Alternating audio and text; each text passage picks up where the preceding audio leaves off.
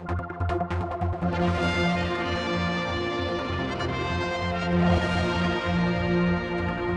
of course, Tynwald Day is a national day, and it would be wrong not to talk to a fine nationalist as Mr. Gawne. Yeah. What does it mean to you, though? I mean, you're dressed up, you're doing all this thing, pomp and circumstance. Is that what it's all about? Not really, no. It sort of is, but to me it's more about the fact that it is our national day.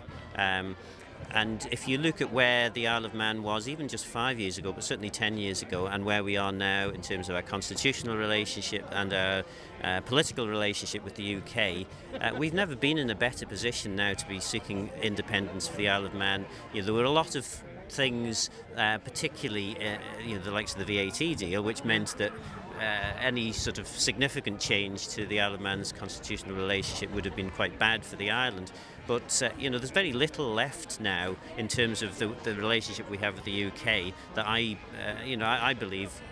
We've got a good opportunity for looking at independence now for the island. I mean, on a basis like Scotland's now looking for it, well, although Scotland's looking to us sometimes, that you hear that. Yes. They not complete thing, keep the pound and all that sort of thing, but have a bit more autonomy on taxes and things like that. Well, absolutely. Independence isn't necessarily a scary thing that a lot of opponents to it would pretend it to be.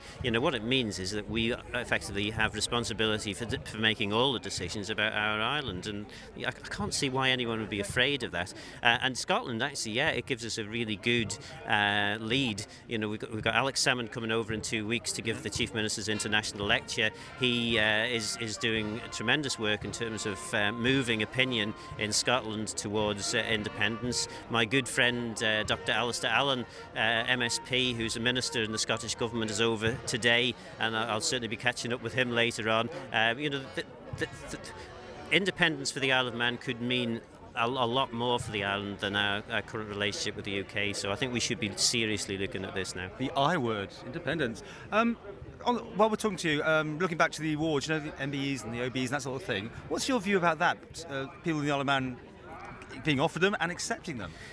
Obviously, if people want to accept awards, they should accept those awards. The Queen is head of state of the Isle of Man, and we've just been talking about independence. Independence would maybe mean that the Queen could still be the head of state. We're not necessarily talking about a republic, but by my mind, we have our own awards that are given out. Today being one of them, we've got the Tynwald Honour that's given today. Those awards I feel are much more meaningful, personally anyway. Those are the sorts of awards that I think are important to people. But if people want to be part of the British honours system, then that's their the British honours view. system. Yeah. I mean, you wouldn't take one then. No, I don't suppose I'd be offered one either. But but there we go.